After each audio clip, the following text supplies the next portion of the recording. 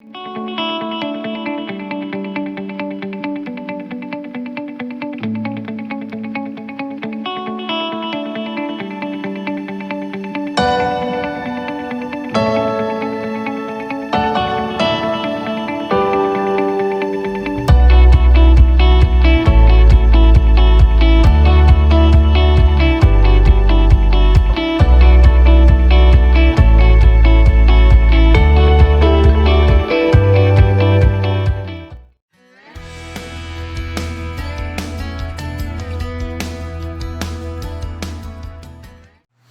tal, chicos? Sean todos muy bienvenidos a la tercera y última clase de nuestro curso sobre intercesión. El primer día hablamos sobre la intercesión de Moisés y presentamos algunos conceptos básicos sobre intercesión, respondimos algunas preguntas como qué es la intercesión, qué es lo que pedimos cuando intercedemos y por qué Dios necesitaría intercesores.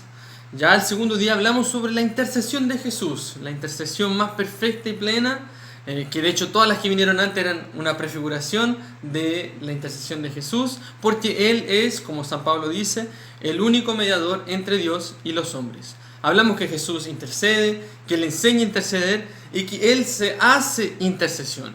Y que de hecho nosotros cristianos, por el misterio y la gracia del bautismo, que estamos insertados en su cuerpo y participamos de su vida, nosotros intercedemos en el Cristo intercesor.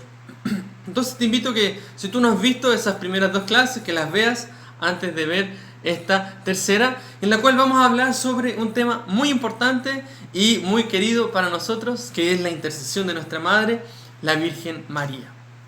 Y quería empezar esta clase con la Sagrada Escritura. Por eso te invito a tomar tu Biblia en el Evangelio de San Juan, en el capítulo 2, donde vamos a ver un pasaje donde María intercede. Un pasaje tal vez muy conocido por nosotros, que retrata bien esta misión de María, que intercede también por nosotros, que son las bodas de Caná. Entonces, Evangelio de San Juan, capítulo 2, dice, voy a leyendo y ustedes van acompañando, ¿cierto? Desde ya pido perdón que estoy con una traducción tal vez un poco antigua, pero yo creo que el mensaje se mantiene el mismo, ¿ok? Y el día tercero se celebraron unas bodas en Caná de Galilea, y estaba allí la madre de Jesús. Fueron también invitados a las bodas Jesús y sus discípulos. Y como faltó el vino, dice a Jesús su madre, no tienen vino. Y le dice Jesús, ¿qué tenemos que ver tú y yo, mujer? Todavía no ha llegado mi hora. Dice su madre a los que servían, todo cuanto él les diga, háganlo. Había allí 6 tinajas de piedra, destinadas a la purificación de los judíos, cada una de las cuales podía contener de 2 a 3 medidas. Dícele Jesús, llenen de agua las tinajas, y las llenaron hasta arriba. Y les dice, sáquenlas ahora y llévenlas al maestresala. Y lo llevaron. Mas cuando vio el maestresala el agua hecha vino, y no sabía de dónde era, pero lo sabían los que servían, y que habían sacado el agua, llama al esposo al maestresala y le dice, todo hombre pone primero el buen vino, y cuando ya están bebidos, pone el peor. Tú has reservado el vino bueno hasta ahora. Este fue el principio de las señales, y lo hizo Jesús en Caná de Galilea, y manifestó su gloria, y creyeron en él sus discípulos. ¿Sí? Entonces, ¿qué es lo que pasó? Comentemos un poco el pasaje para que sí podamos entender bien la intercesión de María, porque quedó bastante claro que María intercedió. ¿Sabes? Yo creo que en una primera lectura ya nosotros podemos ver qué es lo que pasó en este pasaje. María vio una necesidad de los novios, o sea, faltó vino en la boda que ellos estaban, y presentó esta necesidad a su hijo Jesús, y él, claro, atendió y realizó un milagro. Y un detalle muy importante al final de este pasaje, el evangelista dice, este fue el principio de las señales, lo hizo Jesús en Caná de Galilea y manifestó su gloria, y creyeron en él sus discípulos. Detalle muy importante, guarda ahí porque más adelante vamos a comentarlo mejor, ¿ok? Entonces, para comprender mejor la intercesión de María, es importante entender qué es lo que pasó, digamos, en el episodio de las bodas de Caná de manera general. O sea, nosotros sabemos que María intercedió, pero para darnos cuenta cuán eficaz es su intercesión. Veamos qué es lo que significa de una forma un poco más profunda este pasaje de las bodas de Caná.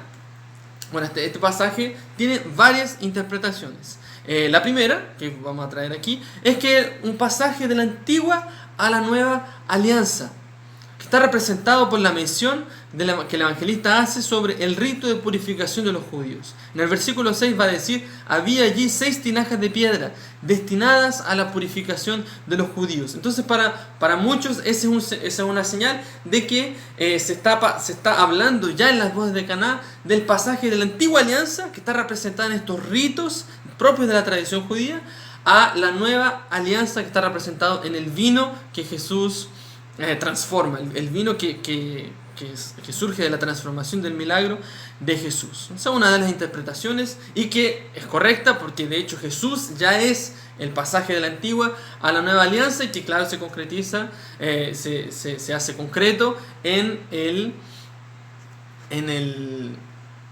misterio de su pasión, donde Él da su sangre, que como Él mismo dice, es la sangre de la nueva y eterna alianza. Su segunda interpretación es que Jesús es la séptima tinaja. Nosotros vemos que, de nuevo en el versículo 6, dice que hay 6 tinajas de piedra. Y muchos comentaristas de la Sagrada Escritura, y principalmente la tradición patrística, dicen que Jesús es la séptima tinaja. Y nosotros sabemos que en el lenguaje bíblico el número 6 significa imperfección y el número 7 significa perfección. Entonces, si las tinajas traen alegría, las tinajas que contienen vino, claro, que contienen el agua también, que el agua siempre es asociado a la vida, son imperfectas hasta que Jesús llega, porque Jesús trae la alegría y la vida plena, la vida perfecta. Él es la séptima tinaja. Otra interpretación bastante interesante, que yo creo que es la más común, nosotros conocemos porque la escuchamos más, es la transformación de la tristeza en alegría. O sea, el vino es símbolo de la alegría, incluso en la Sagrada Escritura, y es símbolo de la bendición de Dios, y entonces falta la alegría. Entonces Jesús viene y, como transforma el agua en vino, trae nuevamente la alegría. Entonces esas interpretaciones son bastante interesantes para darnos una perspectiva de qué es lo que pasa en este episodio tan importante. Sin embargo, hay otra que quería presentar para ustedes, que puede ayudarnos a entender un poco más detalladamente la eficacia de la intercesión de María. Existe otra interpretación muy importante que llama la atención, que trae la atención al hecho de que es el primero de los señales. El último versículo que leímos, versículo 11, dice que este fue el principio de las señales. Entonces, las señales son muy importantes en el Evangelio de San Juan.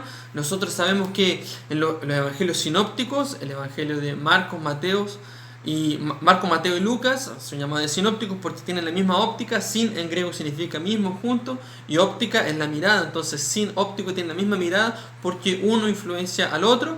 Y que el Evangelio de San Juan es totalmente diferente en estructura, en mensaje, en mirada teológica, etc. Entonces los sinópticos narran más de 50 milagros, en cuanto el Evangelio de San Juan solo narra 7. Miren qué interesante, 7 nuevamente, que es el número de la perfección. O sea, y es el primero. Jesús convierte agua en vino, después Jesús sana al hijo del oficial del rey en Cafarnaún, después Jesús sana a un hombre paralítico en el estanque de Betesda, después Jesús alimenta a la multitud de los 5.000 con la multiplicación de los panes, Jesús camina sobre el agua, Jesús sana a un ciego, y el séptimo milagro, Jesús resucita a Lázaro entre los muertos. Y de hecho el número 7, que es el número de la perfección, ya nos va a indicar que la perfección de la manifestación de la gloria de Dios es la resurrección. Entonces vean qué interesante, porque es el primero de una serie de señales que van a servir como manifestación de la gloria de Dios. Y la gloria de Dios, la manifestación de la gloria de Dios, es su obra redentora, es la salvación. Es el hecho de que Jesús es el Hijo de Dios y trae la reconciliación con Dios, que trae la salvación, trae la redención.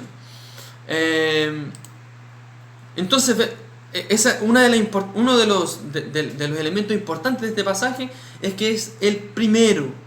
Y otro que se junta a este es que el vino es no solamente un elemento que nos remete a alegría, incluso puede ser comprendido de una perspectiva secular, sino que de una perspectiva bíblica, el vino significa la presencia de Dios.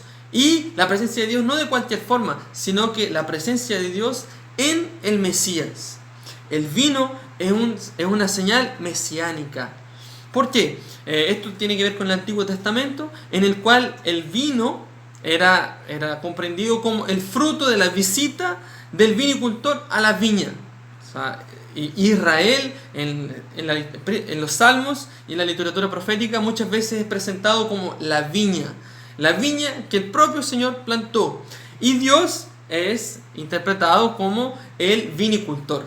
Entonces, ¿qué es lo que hace un vinicultor? Cuando va a la viña, hace vino. Entonces, la presencia de vino significa que Dios visita a su pueblo. Sin embargo, en el tiempo de Jesús, la esperanza, la expectativa mesiánica era muy viva.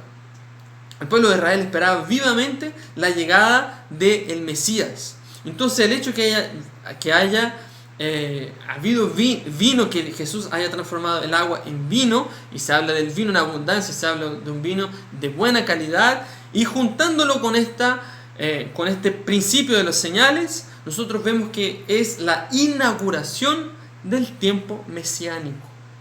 El milagro de Jesús en las bodas de Caná es la inauguración del tiempo mesiánico.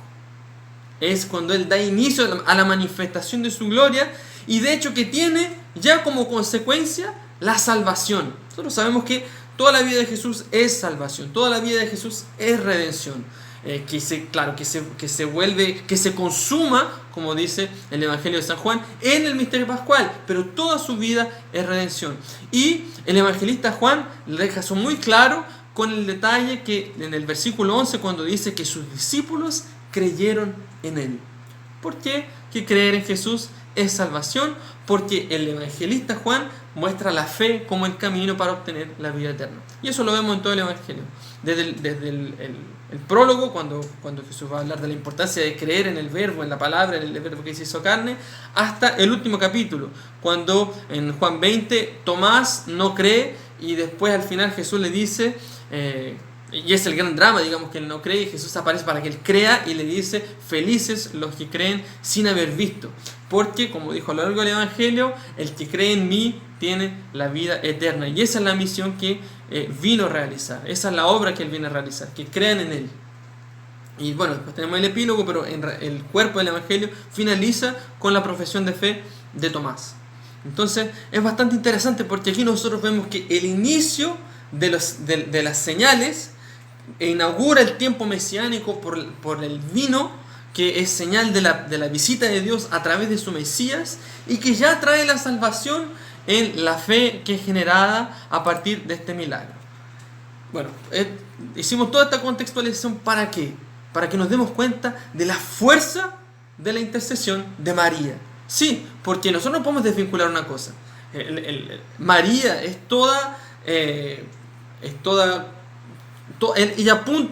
ella apunta totalmente para Jesús. Toda la vida de María mira a Jesús.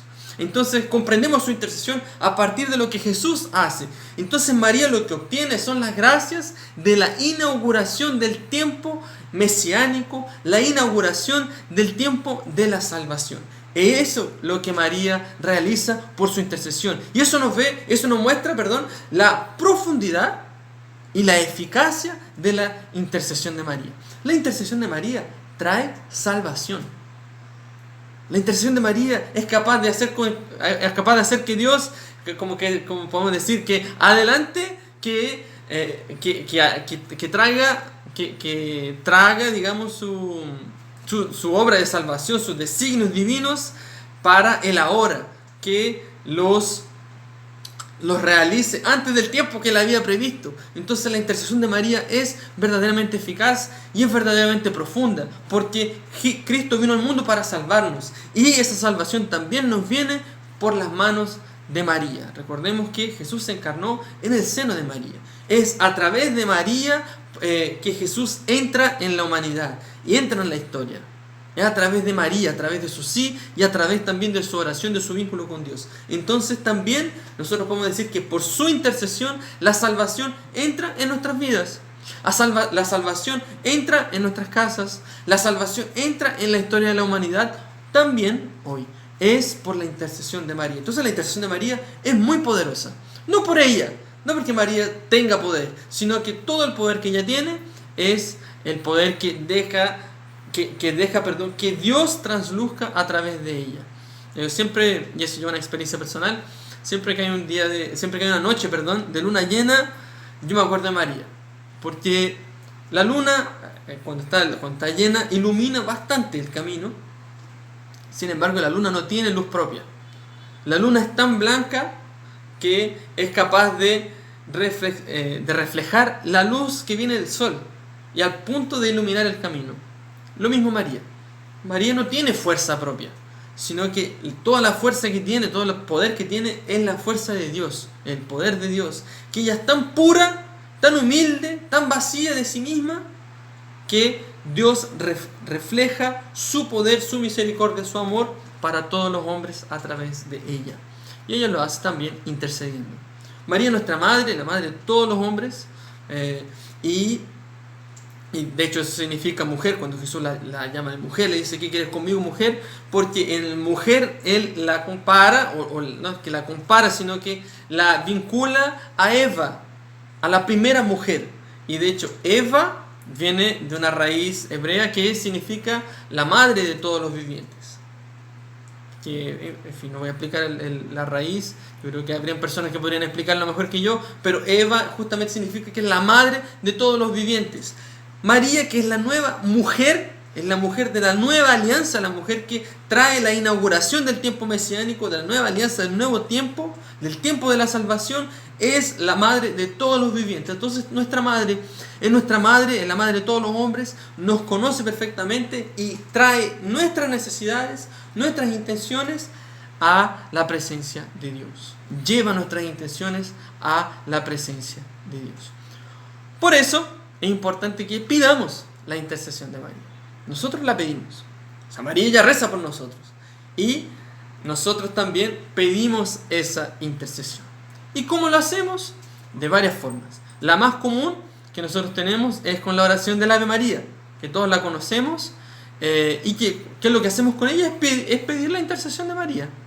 Si nosotros nos paramos para analizar cómo está compuesta la oración, vemos que la mitad son referencias bíblicas. O sea, por un lado tenemos el saludo del ángel Gabriel en la anunciación: Dios te salve María, o sea, Dios te saluda, María, llena eres de gracia, el Señor es contigo, bendita eres entre todas las mujeres. Ya es lo que María, el saludo que María recibe de su prima Santa Isabel en la visitación: bendita eres entre todas las mujeres, bendito es el fruto de tu vientre, Jesús. Y en la segunda parte somos nosotros que nos dirigimos a ella y le pedimos que ruegue por nosotros. Santa María, Madre de Dios, ruega por nosotros, pecadores. Y de hecho hay algunos idiomas que rezan esa parte: pobres pecadores. Creo que en francés, no sé si hay otro idioma, pero que reza: pobres pecadores, ruega por nosotros, pobres pecadores, ahora y en la hora de nuestra muerte. Y ahí nosotros podemos pensar, claro, en nuestra muerte física, por la cual todos nosotros vamos a pasar y que esperamos y pedimos que María esté intercediendo por nosotros en ese momento para que tengamos una muerte santa, y también las muertes de nuestro día a día, todos los sufrimientos que son una pequeña participación de la muerte. Pedimos que María esté con nosotros y que ruegue por nosotros y que por su intercesión Dios nos inaugure un nuevo tiempo de salvación en nuestra vida, siempre más profundo, siempre que nos aproxime más de Él, que nos acerque más a Él, siempre que nos lleve y nos transforme cada vez en personas más santas, más puras, más según la voluntad de Dios. Eso es lo que nosotros pedimos y lo que María trae. Ella lo que trae es Jesús. Por su intercesión, Jesús viene y nos visita. Entonces imagínense, si eso es lo que nosotros pedimos por una Ave María, imaginen qué es lo que nosotros pedimos cuando rezamos el rosario, que es un conjunto de varias oraciones que el cuerpo principal son la oración del Ave María. Y el rosario es muy importante, es una oración muy poderosa y que tiene un origen histórico bastante interesante. Antiguamente en la iglesia occidental solamente se rezaban los salmos en latín, y en la iglesia oriental se rezaban en griego. Entonces tú tenías que saber o latín o griego para poder rezar los salmos, que siempre fueron el cuerpo principal de la oración de la iglesia. Entonces, cuando llegó un tiempo para que las personas que no sabían ni griego ni latín pudieran rezar, se sustituyeron los 150 salmos por 150 Ave María. Entonces ahí esos 150 se dividieron en los misterios de la vida de Cristo y se organizaron en 15 decenas. 5 misterios gozosos, 5 gloriosos, 5 dolorosos, porque nosotros sabemos que los misterios luminosos fueron instituidos recientemente, el año 2002, ni siquiera 20 años, por el Papa San Juan Pablo II, porque era una devoción personal.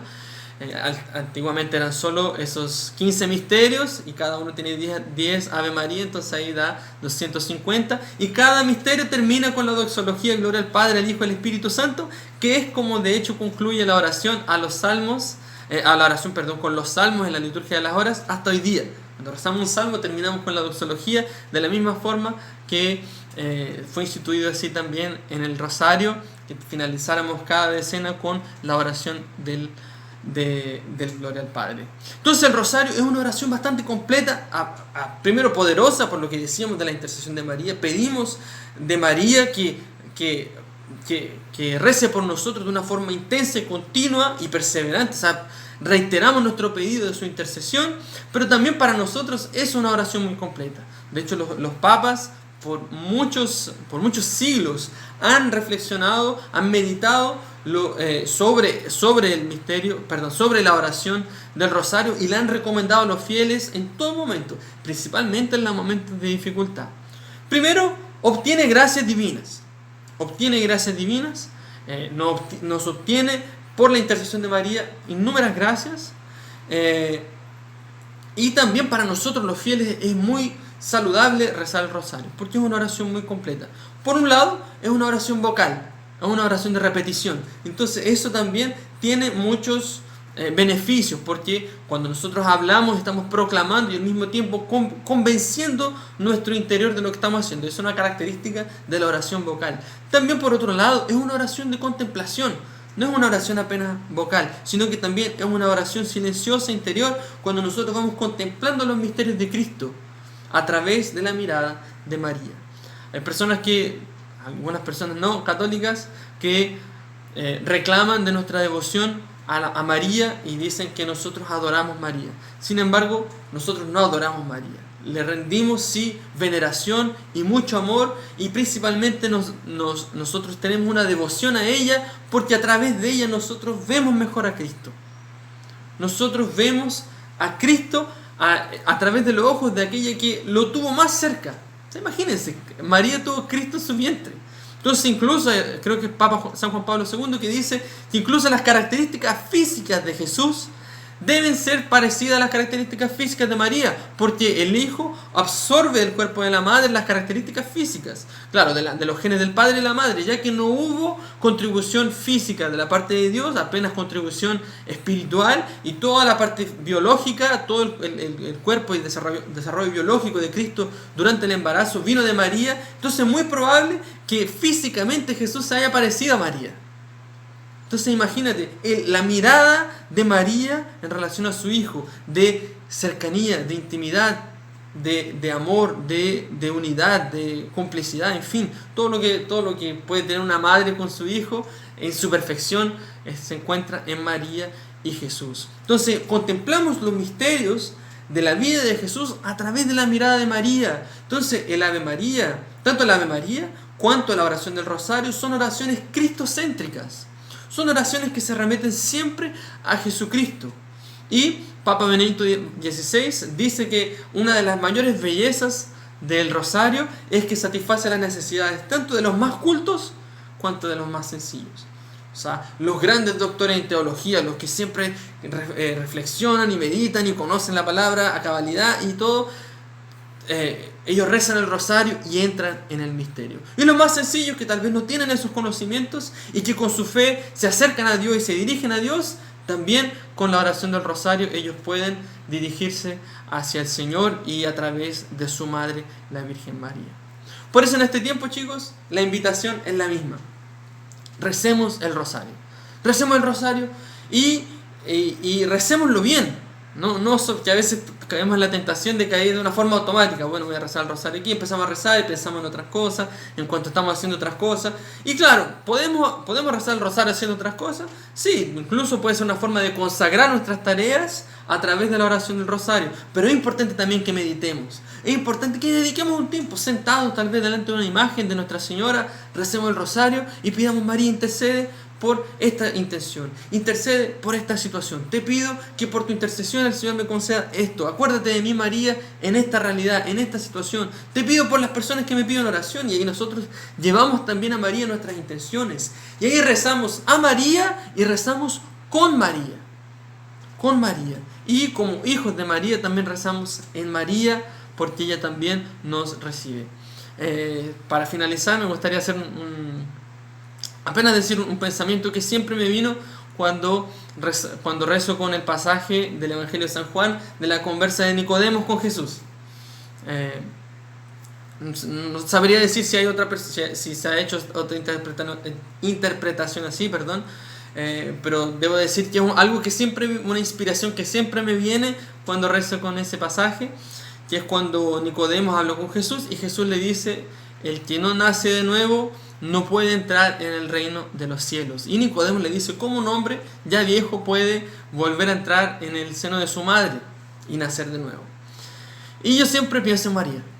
Siempre pienso en María. Siempre pienso que María es ese cuerpo, digamos, ese vientre que puede recibirme de nuevo, generarme de nuevo y así permitirme la entrada al reino de los cielos, que es Dios, que es la presencia de Dios, que es la comunión, la amistad con Dios. Entonces es apenas un compartir personal, porque realmente María siempre va a permitirnos el ingreso a Dios, a la presencia de Dios, a la comunión con Dios, al tiempo mesiánico, al tiempo de la salvación, a la salvación que Cristo nos trae, que es que nosotros apenas tenemos que acoger, que tenemos que recibir y que tenemos que abrazar con toda nuestra vida, con todo nuestro ser.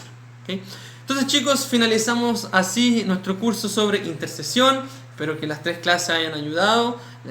Cuando hablamos sobre la intercesión de Abraham, sobre la intercesión de Jesús y sobre la intercesión de María, como les decía, este es un tema muy amplio, es un tema que no podríamos agotar, que no se podría acabar apenas en estas 3 clases. Nosotros dimos apenas algunos conceptos básicos, presentamos algunas nociones elementales para que pudiéramos tener una noción y una conciencia de qué es la intercesión, y así poder interceder de forma más consciente y de forma más eficaz. Que Dios los bendiga, sigamos intercediendo, aumentemos nuestra intercesión y cuando te acuerdes también reza por mí. Shalom.